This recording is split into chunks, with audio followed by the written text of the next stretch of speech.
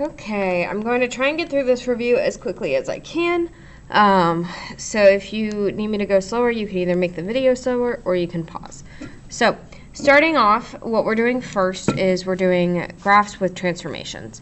So the transformations here, this 5 up top, that is a vertical stretch by 5. Then at the bottom, this x minus 5, that means we're going to the right 5. And this plus 1 means we're going up 1. So that means that our vertical asymptote will also shift to the right 5, so it'll be x equals 5. And our horizontal asymptote will shift up 1, so it'll be y equals 1. If we have a horizontal, we will not have a slant asymptote. Additionally, we don't have a hole here. And for these transformations, we won't have any cross points either. Okay, so the next thing we have to determine is zeros and y-intercepts. So for zeros, what we do is we take the equation, this 5 over x minus 5 plus 1, and we set it equal to 0. So we'd subtract 1 from both sides to get 5 over x minus 5 equals negative 1, multiplied by x minus 5. So we'd get 5 equals negative x plus 5. So we'd subtract 5, and we should hopefully see that we'd get negative x equals 0, which means that x is going to equal 0. So our 0 is 0, and if that's the case, then our y-intercept is also 0, 0. We can also do this by plugging in 0 to the equation. So we'd get 5 over negative 5 plus 1, which is negative 1 plus 1, so that is 0. So our domain is going to be negative infinity to that vertical asymptote, union that vertical asymptote to infinity. You can also write this as x cannot equal 5. Either one is fine. So these are two options. And then we'll plot our function. So we'll graph our vertical asymptote at 5. We'll graph our horizontal asymptote at 1. And then if you need a reminder, the parent function points are 1, 1, 1/2, 2. 2, 1/2, negative 1, negative 1, negative 1/2, negative 2, negative 2, negative 1/2. Those are the parent function points, so we're going to transform those. So for the first one, we're doing, I'd probably start with 1, 1. So I'd vertically stretch it by 5. That would take me to 1, 5. And then I'm going to go right 5 and up 1. So it's going to end up being 6, 6. Okay.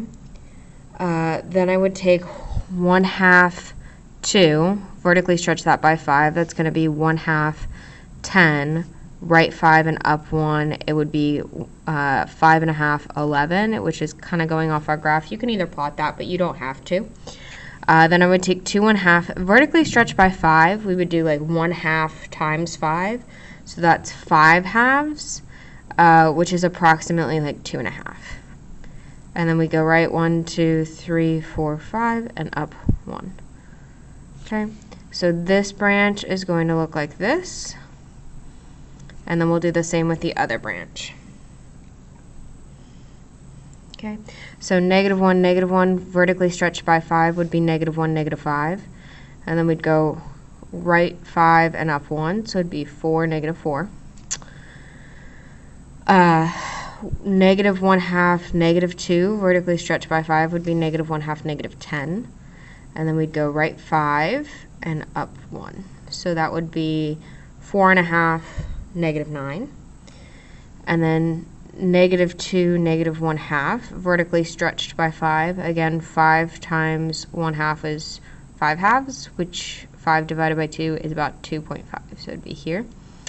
And then we'll go right 1, 2, 3, 4, 5, and up 1. So it'll be at 3, negative 1 1/2.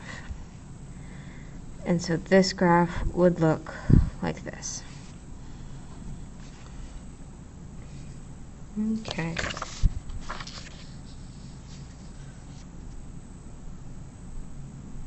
Okay, so moving on to the next one. Again, we're going to do the same thing kind of here. This is, again, transformations. So our transformations here are a reflection over the x-axis, a vertical stretch by 6,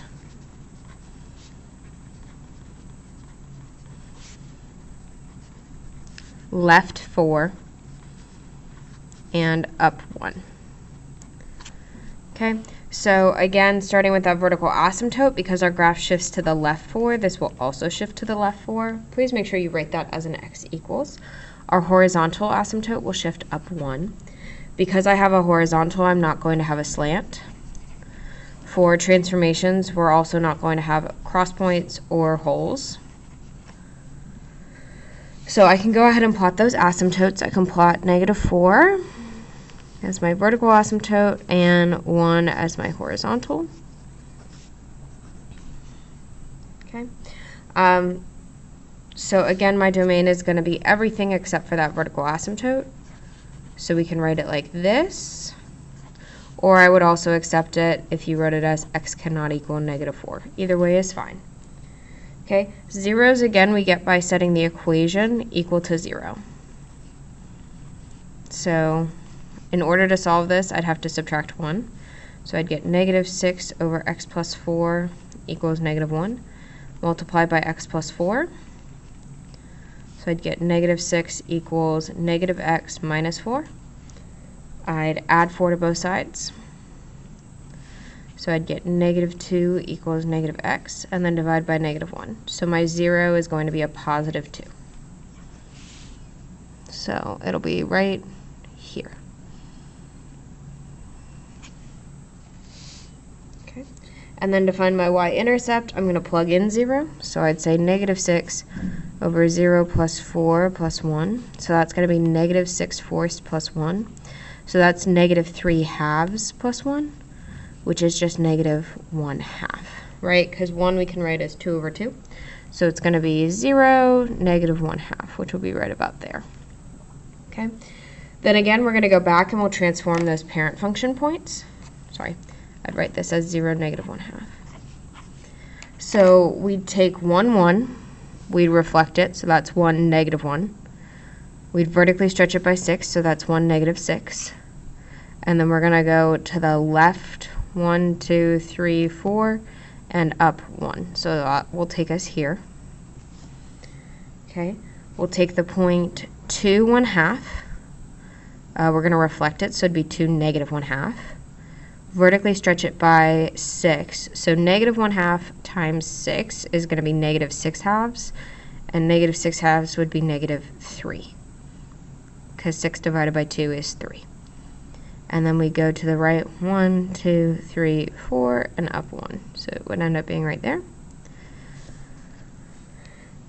And then we do 1/2, 2. So reflected, it'd be 1/2, -2. Times 6 would be 1/2, -12. So that's really going off our graph. So really, these points are enough for this first branch. So then for the second branch, we'd take 1, 1. I'm sorry, -1, -1, and we'd reflect it to become -1, 1. Vertically stretch it by 6, so that'd be -1, 6. And then we go left 1, 2, 3, 4, and up 1. So it's going to end up being at -5, 7. We'd also do -1/2, 2. So again, -1/2, 2. -1/2, -2, reflected is -1/2, 2, but multiplied by 6 again would be -1/2, 12, so that's going off our graph, so we're not really worried about that. Well, we can do -2, -1/2. We reflect it to get -2, +1/2. Vertically stretch that by 6, so 1/2 times 6 is going to be 3. And we go right 1, 2, 3, 4, and up 1. So that's going to be -6, 4. Okay, and then that's really all the points we need here. So this is what our graph would look like. And our end behaviors on either end, for actually both of these, they would be going to infinity. So I am going to write that in really quick, just to get us some practice with that. So the limit as x approaches -infinity of f of x would be, I'm sorry, not infinity, they'd be going to 1, the asymptote. So on the left and the right side, they're going to 1. And the same here. So as we go to the left, we're approaching that asymptote of 1, and as we go to the right,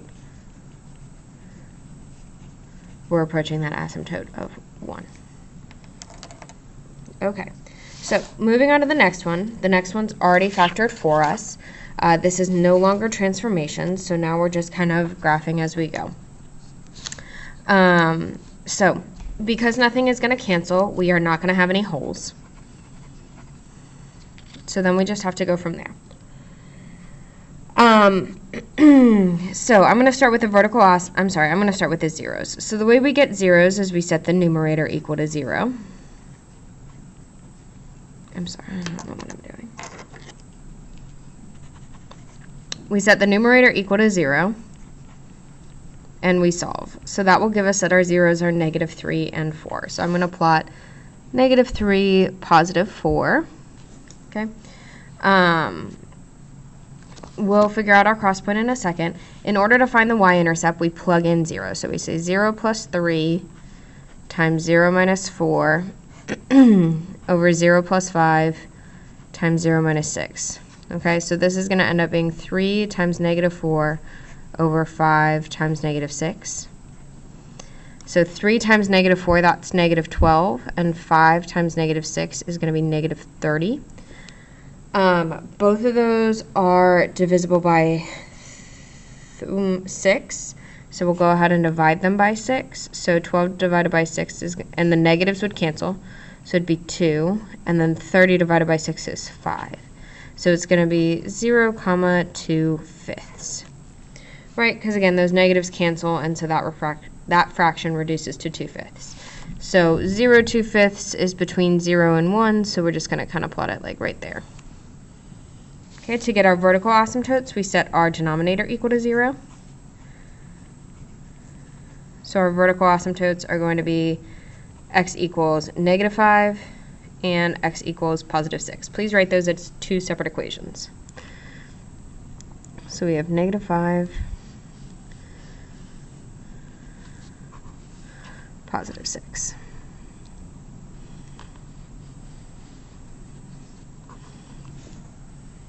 Okay. So our horizontal asymptote, I am going to multiply these out to get the horizontal asymptote and the cross point.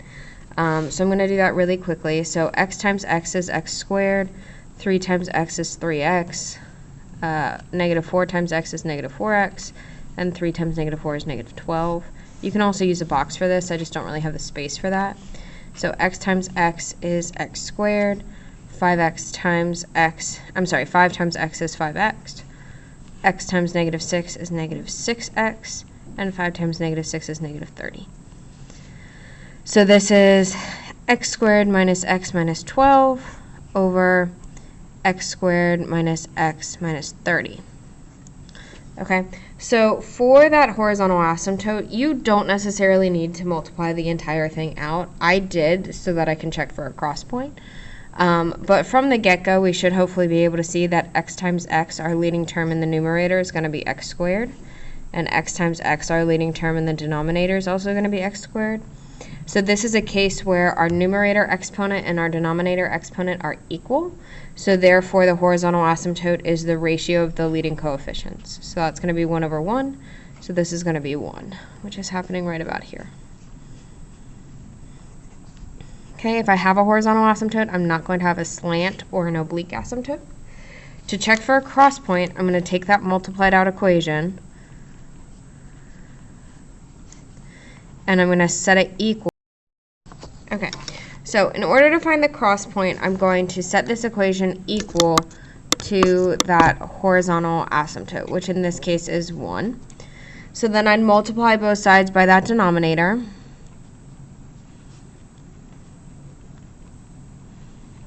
So on the left side it'll cancel, and I'll get x squared minus x minus 12 equals x squared minus x minus 30.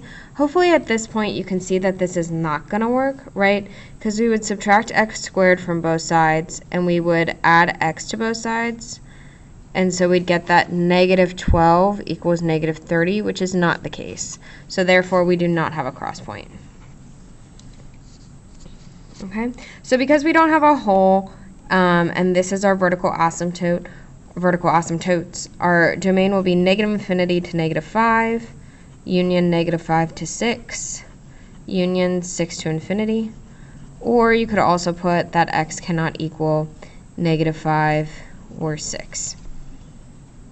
Okay, my exposure went down.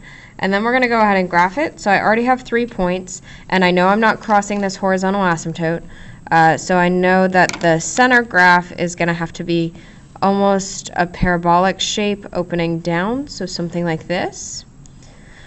I also know that I don't have any other zeros, so that means that for the left and the right side, both of those will have to be above the horizontal asymptote because I don't want to touch this x-axis. So this side would look like this, and this side would look like this. And that would be my graph. Okay, moving on to the next one. Okay, so number 4, we do have to factor. So to factor that numerator, I can take out an x. So I would have x times x plus 7. To factor the denominator, I'm probably going to need to do the box. Okay, so I'd get x squared and negative 18. So I want something that multiplies to negative 18x squared, but adds to 3x. So that's going to be positive 6 and negative 3. So x plus 6, x minus 3. So again, nothing is going to cancel, so that means I do not have any holes. And the next thing I'm going to do is find my zeros. So again, I find my zeros by setting that numerator equal to 0. So my zeros should be 0 from the first piece and negative 7. So I'm going to plot 0 and negative 7. If one of my zeros is 0, my y-intercept is also 0. Again, you can also plug that in, but you should hopefully get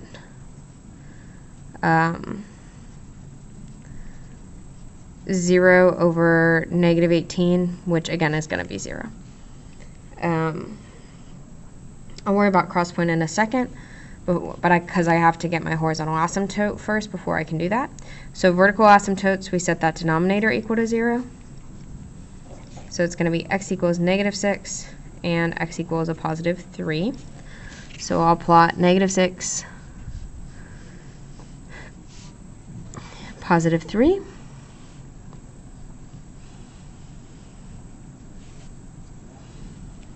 Okay. Horizontal asymptote, I have a, their degrees are the same, so the horizontal asymptote is going to be the ratio of the leading coefficient, so it'll be 1 over 1. So it's going to be 1 again. It's not always 1, I do promise that. Okay, because I have a horizontal, I'm not going to have a slant. So now we're going to check for a cross point. So I'm going to take that original equation, that x squared plus 7x over x squared plus 3x minus 18, and I'm going to set it equal to the horizontal asymptote. I may have to move down here for my work. So I'll multiply both sides by that denominator. Yeah, I'm going to go over here just so I have a little more space. So that'll give me x squared plus 7x equals x squared plus 3x minus 18. So I'm going to subtract x squared. So that should give me that 7x equals 3x minus 18. So I can actually solve that. So I'll subtract 3x from both sides to get 4x equals negative 18, and then divide by 4. And that will reduce to actually negative 9 halves, because both 18 and 4 are divisible by 2. So my cross point is going to be negative 9 halves is the x value, and the y value is the horizontal asymptote of 1. So negative 9 halves is like negative 4.5, right? Because 8 divided by 2 is 4, and 10 divided by 2 is 5. So 4.5, and then 1. So it's going to be right about here. So I am crossing over that horizontal asymptote. Okay. So my domain, again, is going to be, I don't have any holes, so it's going to be everything except for those vertical asymptotes. Gosh dang it. Negative infinity to negative 6, union, negative 6 to 3, union, 3 to infinity, or you could also write x cannot equal negative 6 or 3. So then graphically, for this first piece, I know that I can only cross the horizontal asymptote here because that's my only cross point. So this is going to have to look something like this. Okay, I know that I have another 0 down here, so this is going to, and I'm not crossing that asymptote, so this is going to have to look something like this. And I know that I don't have any other zeros over here, so that means I'm going to have to be above that horizontal asymptote. I'm going to have to be up here. And so that's what our graph would look like. Okay, moving on to the next one. And so again, the end behavior would be approaching 1, same as the last one. I'll do end behavior when we get something that's not approaching 1. So for this one, again, I'm going to factor. So the numerator does not factor, but the denominator factors to x plus 1, x minus 1. Okay. So what we do for this is I'm going to start with my my zeros. So I'll set the numerator equal to 0. So my zeros are at negative 2. For my y-intercept, I'm going to plug in 0 to the original equation, because that's going to be a little bit easier.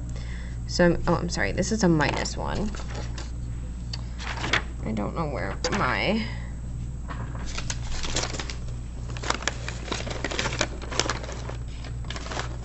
I don't have time to look for it. Okay, I'm just going to rewrite this. I'm sorry. So it'd be 0 plus 2 over 0 squared minus 1.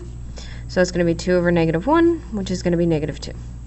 So my y-intercept is going to be 0, negative 2, which will be right about there. Okay. We'll worry about cross point once we find the horizontal asymptote. Vertical asymptotes I get by putting that denominator equal to 0.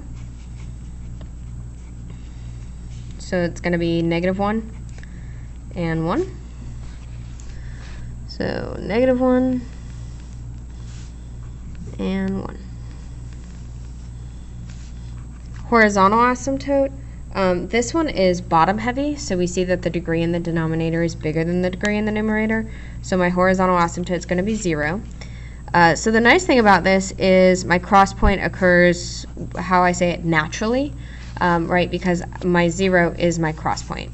So my cross point is going to be negative 2, 0. Okay, nothing canceled, so I don't have a hole. And because I have a horizontal asymptote, I am not going to have a slant asymptote. So my domain is going to be negative infinity to negative 1, union negative 1 to 1, union 1 to infinity, or you can say x cannot equal plus or minus 1. Okay, so now we have to graph it. So the middle piece, we do know that I can't cross this horizontal asymptote again, so that's nice. So we know that the middle piece is going to have to be kind of a parabolic shape going down.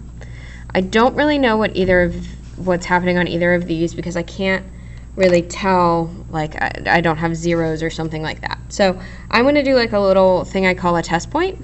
So on the left side, I'm going to plug in something like, let's say negative 3, or something like that. So if I plug in, say, negative 3, that first factor in the numerator would be negative.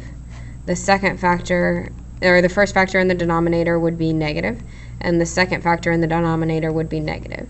So 3 negatives means this is going to be negative. Okay? But this is a cross point, so it's going to be negative on this side. So which means this side is going to have to be positive, because I had to cross over that asymptote and kind of stick close to it. So then I'm also going to test something on the other side. I'm going to test a positive 3. So in this case, the numerator would be positive, the first factor of the denominator would be positive, and the second factor of the denominator would also be positive. So that means 3 positives is going to make this positive. So this would also end up above because that's where the positive values are. So that's kind of what my graph would look like. For my end behavior for this, if we did want to write it, as I go to the left, even though I have that cross point, I'm still approaching 0. I'm approaching that asymptote still. It kind of like crosses and comes back to it. And as I go to the right, I'm also going to be approaching 0. Okay, moving on to the next one. Okay, so I'm going to start by factoring. So that first piece of the numerator is x plus 3, x minus 3. And then I'd probably have to factor the denominator with the box. So I have x squared and negative 3, so I want something that multiplies to negative 3x squared but adds to 2x. I'm sorry, adds to a negative 2x. So it's going to be negative 3 and positive 1. So x minus 3, x plus 1. Okay, so what we do have happening here is something is going to cancel. These x minus 3's actually end up canceling. And so when that happens, it creates a whole. So the value for the whole, the x value, is gotten from what ended up canceling. So x minus 3 cancels. If we set that equal to 0 and solve, we'd get that x is 3. So that's going to be the x value of our whole. To determine the y value, we take the new function that we got out. This is what we're working with now. And we plug in that x value. So we'd say 3 plus 3 over 3 plus 1. So that's going to be 6 over 4, which is going to be 3 halves. And so that would be our whole. So we'll plot 3. 3 halves is like 1.5, so that's going to be right about there. And then we go back and we do everything else the same way we've done it before. So our zeros, we would set the numerator, the new numerator, equal to 0. So our zeros, we only have one of them, it's negative 3. Our y-intercept, we plug in 0 to the new equation. So 0 plus 3 over 0 plus 1 is going to be 3 over 1, which is just 3. It's going to be 0, 3.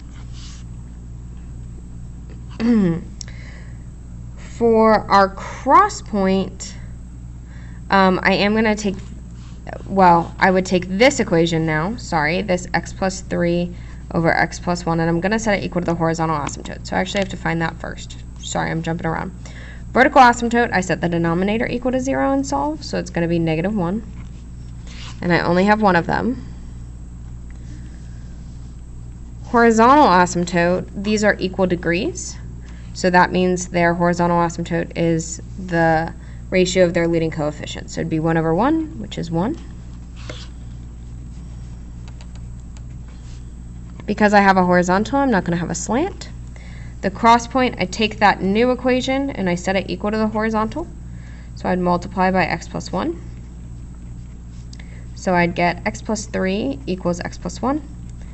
And if I subtract x, I'd get that 3 equals 1. That's not true, so I'm not going to have a cross point.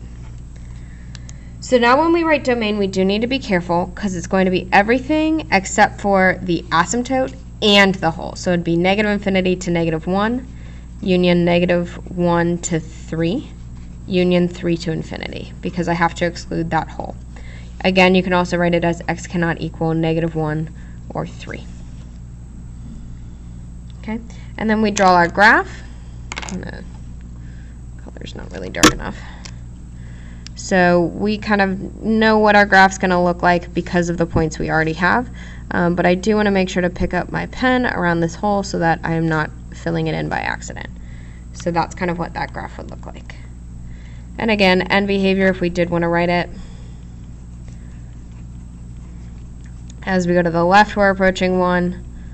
And as we go to the right, we're also approaching 1. Okay.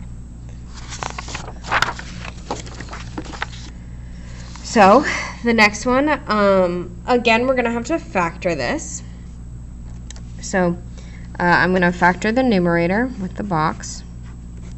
So I've got x squared and 24, so it has to multiply to 24x squared, but add to 10. That's going to be 6 and 4. So x plus 6, x plus 4.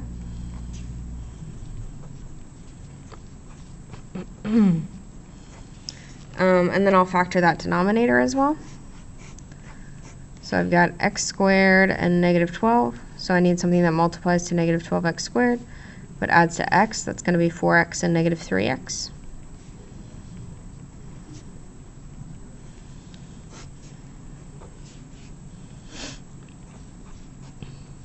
So again, I have things that are going to cancel, the x plus 4s. So when I do that, when those do cancel, that creates a whole. So the whole, again, if we set this equal to 0, we'd get negative 4. So that's the x value of that whole. So now our new equation is going to be x plus 6 over x minus 3. And that's what we're working with from here on out. So I'm going to plug in this negative 4 to that new equation to get the y value. So negative 4 over 6, negative 4 minus 3. So that's going to give me 2 over negative 7, or we can write that as negative 2/7. So I'm going to plot negative 4. Negative 2/7 is going to be like here-ish. It's between 0 and negative 1. It should actually probably be closer to 0, but it's not the end of the world. Okay, so I do have a whole. So now I'm going to determine zeros. I do that by setting my new equation's numerator equal to 0. So that's going to be negative 6, which is right here. My y-intercept, I'm going to plug in 0 to the new equation. So 0 plus 6 over 0 minus 3. So that's going to be 6 over negative 3, which is going to end up being negative 2. So 0, negative 2 is right there. I'm going to jump to the vertical asymptote. I get that by setting the denominator equal to 0. So it's going to be x equals 3, which will be here. And again, looking at this for the horizontal asymptote, these degrees are equal, so it'll be the ratio of their leading coefficient. So 1 over 1 in this case, which is 1. It's not always 1 over 1, so just be careful with that. Because I have a horizontal, I'm not going to have a slant. Cross point, I'll take this equation, this x plus 6 over x minus 3, and I'll set it equal to the horizontal asymptote. So I'll multiply by x minus 3. So I'll get x plus 6 equals x minus 3, and I'll subtract x. So 6 equals negative 3. That's not true, so I do not have a cross point. So domain is going to be negative infinity to that whole, negative 4, negative 4 to that vertical asymptote 3, and 3 to infinity. Again, you can also write this as x cannot equal negative 4 or 3. And then I'll draw my graph. So on the left side, I got a pretty clear picture of what it looks like. Again, I'm picking up my pencil to not go through that hole. And on the right side, I don't have any other zeros, so it's going to have to be up here. And again, if we did want to write end behavior, as we go to the left, we're approaching that asymptote of 1. And as we go to the right, we're also approaching that asymptote of 1. Okay, so next one. So again, I'm going to factor it to see if anything cancels. So I'm going to start by factoring that numerator. So I have x squared and negative 2. So I need something that multiplies to negative 2x squared but adds to negative x. So it's going to be negative 2 and 1. So this will be x minus 2, x plus 1. So I actually don't have anything that cancels here, and that's okay. We will work with it the same way we did before. So zeros, I'll set that numerator equal to 0. So that means my zeros are going to be 2 and negative 1. Y-intercept, I'm going to plug in 0 to the original because it's actually going to be a little bit easier to simplify. Because it's just going to be negative 2 over negative 1, which will end up being a positive 2. Okay, cross point I'll worry about in a second. We did say nothing canceled, so we don't have a hole. Vertical asymptote, I'll set that denominator equal to 0, so that's going to be 1.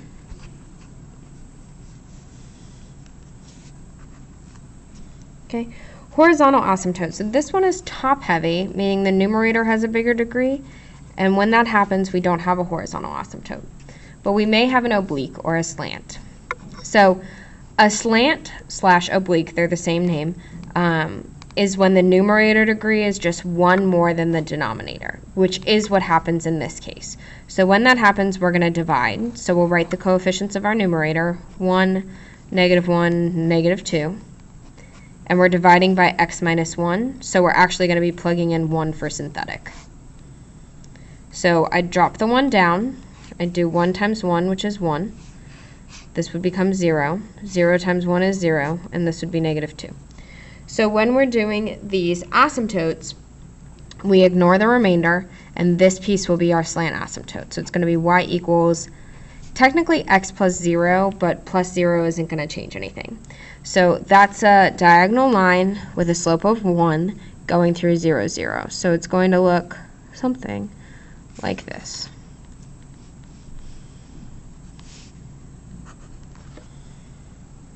Okay. So, and we don't have a cross point that occurs naturally here, like none of these points are cross points, so we're not going to have a cross point here. Okay. Our domain is still going to be negative infinity to 1, 1 to infinity for that vertical asymptote, and we don't have any holes, so we're good to go there. So then we can just kind of draw our graph. So on the left side, it's going to look something like this, right, following those asymptotes. And on the right side, it'll have kind of a similar shape. The end behavior for this is going to be a little bit different because as we go to the left, we're going down, so we're actually going towards negative infinity. And as we go to the right, we're actually going up this time because of that slant asymptote, so we're going towards infinity. Okay, next section. So now we're going to solve these equations. So in order to do that, we have to identify the LCD. So the LCD is what they have in common. We write that once, so in this case that's x plus 2. And then also what they don't have in common, we have to write 1, so it's going to be x. So then we multiply every single piece by x times x plus 2 to get rid of these fractions. We can also at this point state what our extraneous answers would be if we get these. So our denominator cannot be 0, so that means x can't be 0, and x also can't be negative 2. So if we get either of those out, it's going to be extraneous. So on the first piece, the x plus 2's will cancel, and we'll get 2x. On the second piece, the x's will cancel, and we'll get 3 times x, so that's going to be 3x, and 3 times 2, which is 6. And on the far side, the x plus 2's will cancel, so we'll get negative x times x, which is negative x squared. So I am going to have to move the x squared to the other side. So I'm going to get x squared. I can combine this 2x and this 3x to get 5x plus 6 equals 0. So then we'll have to factor this. So we have x squared and 6, so I need something that multiplies to 6x squared but adds to 5x. That's going to be 3x and 2x.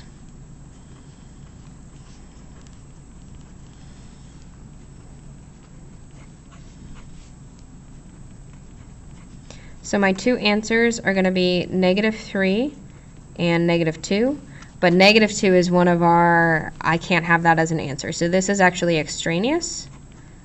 So really our only answer is going to be x equals negative 3. Okay, moving on to the next one. I am going to have to factor kind of this middle term. So I am going to rewrite this really quick. So I'm going to factor this denominator. So I'm going to get d squared and negative 4. So I need something that multiplies to negative 4d squared, but adds to 3d. That's going to be 4d and negative 1d.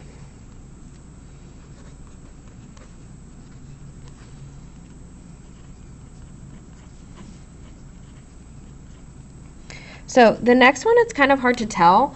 But this is this factor. We just kind of have to fix it a little bit. So one thing that we can do here is this is negative, but we can actually take out a negative from that denominator, because I could do, if I took out a negative, this d would go positive and this one would go negative. So that's what I'm going to do. I'm going to turn this into that, and so those two negatives would cancel, and this would actually turn into addition. Okay, so I took out that negative to make kind of my factors match so that this becomes a little bit easier. Because now at this point, my LCD is going to be d plus 4, d minus 1.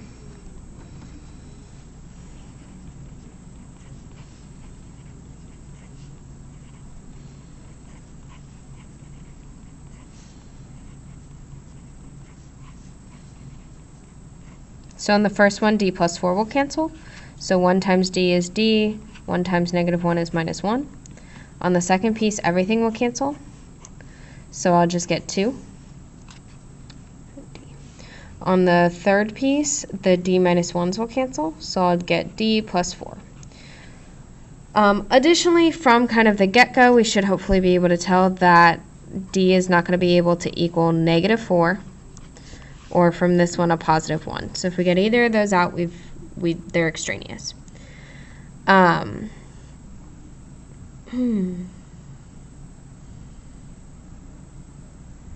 Okay.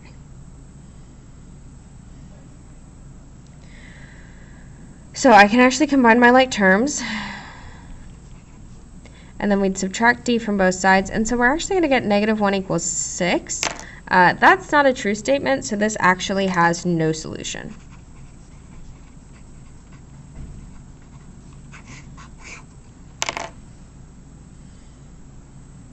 Okay. Okay, moving on to the next page.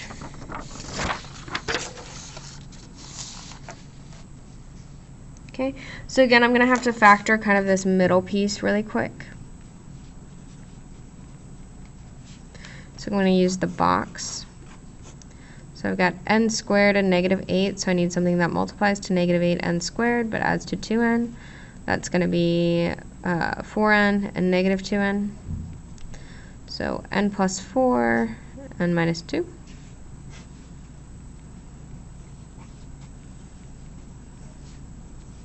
Oh, plus. So my LCD is going to be n minus 2 and n plus 4. And I can say that n cannot equal positive 2 or negative 4. So if I get either of those out, that's not okay. So I'm going to multiply by that LCD. Sorry, n minus 2. Gosh.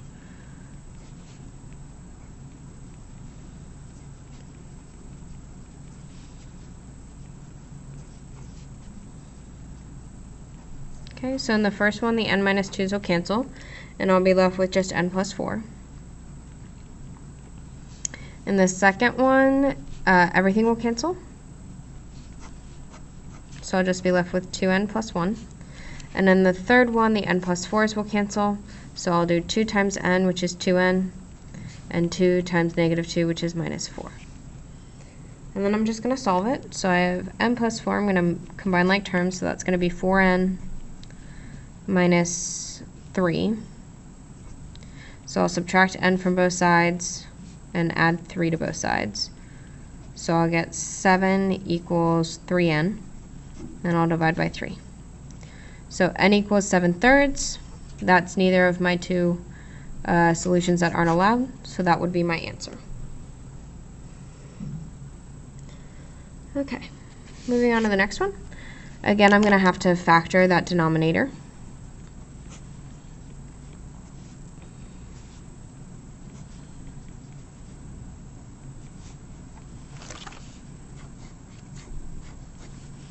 So I have x squared and negative 18, so I want something that multiplies to negative 18x squared, but adds to negative 3x, so that's going to be negative 6 and positive 3.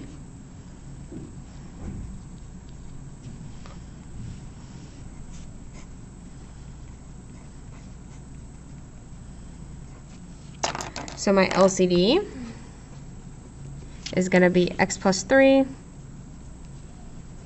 x minus 6. And again, x cannot equal, it's going to be negative 3 or positive 6. So then I multiply everything by that LCD.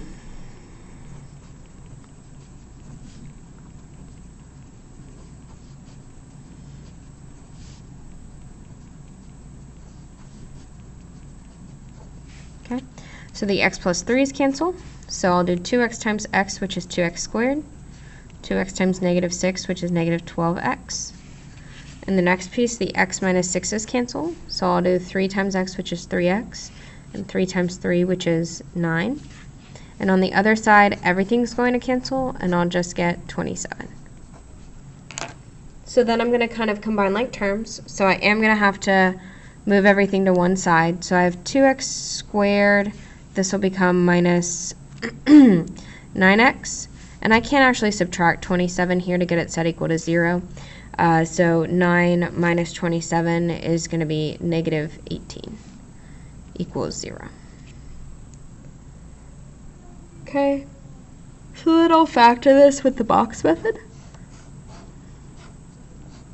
So I have 2x squared and negative 18.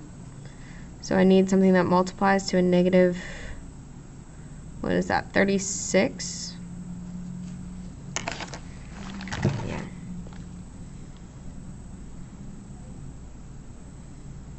(36x squared) but adds to a negative 9x. Okay, so that's going to be negative 12x and a positive 3x. Okay, so out of the first column I can take out an x. The second column I can take out a negative 6. First row I can take out a 2x. Second row I can take out a 3.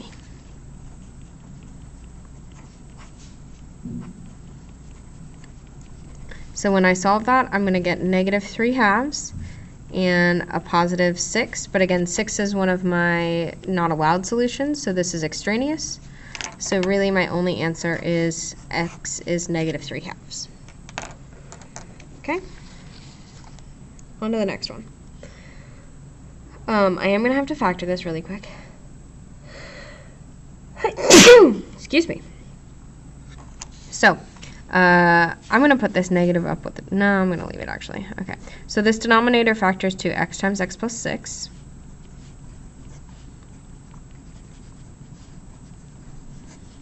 Okay. So our LCD is going to be x times x plus 6. So I'll multiply every single piece by that.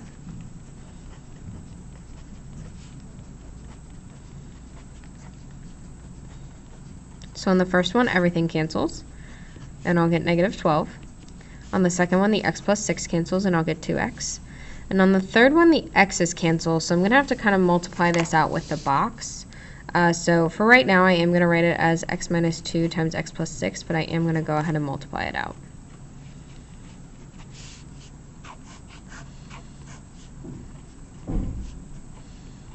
So x squared minus 2x times plus 6x minus 12. So it's going to be x squared. This will turn into a plus 4x minus 12. So then I can combine like terms. So I am going to add 12 to both sides. Oh, and I also did want to mention from the beginning, x cannot equal 0 or negative 6. Okay, so I'll add 12 and I'll combine my like terms. So I'll get 0 equals x squared plus 6x. And we added 12, so those will cancel. So I can take out an x. And so my two answers are going to be 0 and negative 6, but both of these are actually extraneous, right? Both of these are not allowed. So because of that, this actually has no solution.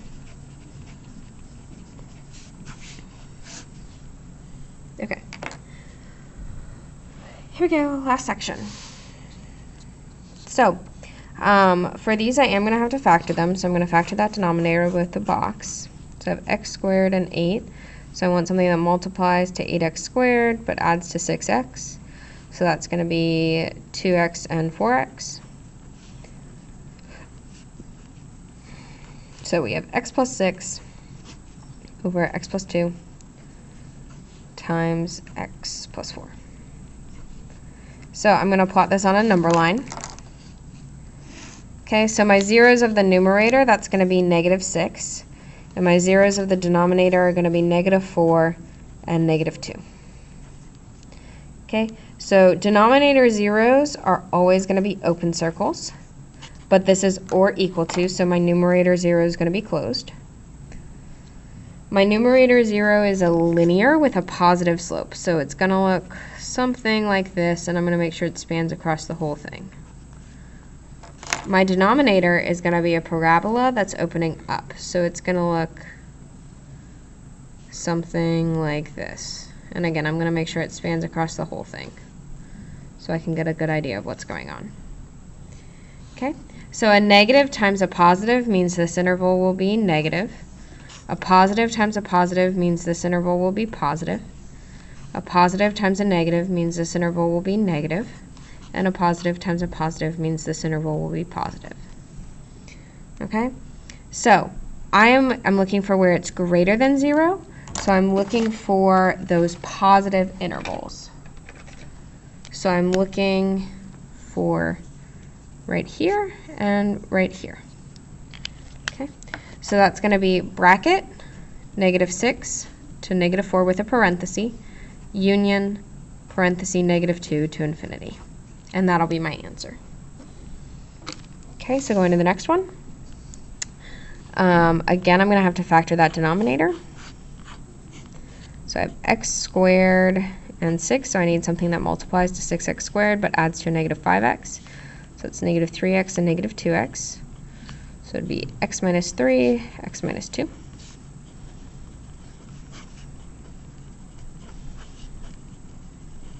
Less than or equal to 0. So again, I'll do my number line. So my numerator 0, that's a -3. And one of my denominator zeros is 3, and the other one is 2. So 2 and 3. Again, denominator zeros are always open circles because we can't divide by 0. But that numerator 0, we're looking for or equal to, so it's going to be a closed circle there. Sorry, I'll use the same color. Closed circle at -3. So again, that numerator is a linear with a positive slope, so it's going to look pretty much the same as the last one, something like that. And that denominator is again a parabola opening up, so it's going to look something like this. So again, a negative times a positive is a negative. A positive times a positive is a positive. A negative times a positive is a negative. And a positive times a positive is a positive. So here we're looking for where it's less than 0, so I'm actually looking for the negatives this time. So it's going to be -infinity to -3 with a bracket, union 2 to 3 with parentheses. Okay, last one. So the numerator of this factor is 2x plus 3, x minus 3. And the denominator factor is 2x plus 5. And it's all less than 0. So my zeros are going to be -5, from the denominator, -3, and 3 from the numerator. So denominator zeros are always going to be open, but this is strictly less than, so actually all of these are going to be open. Okay. That denominator is again a linear with a slope of 1, so a positive slope, so it looks like that. And that numerator this time is a parabola opening up again.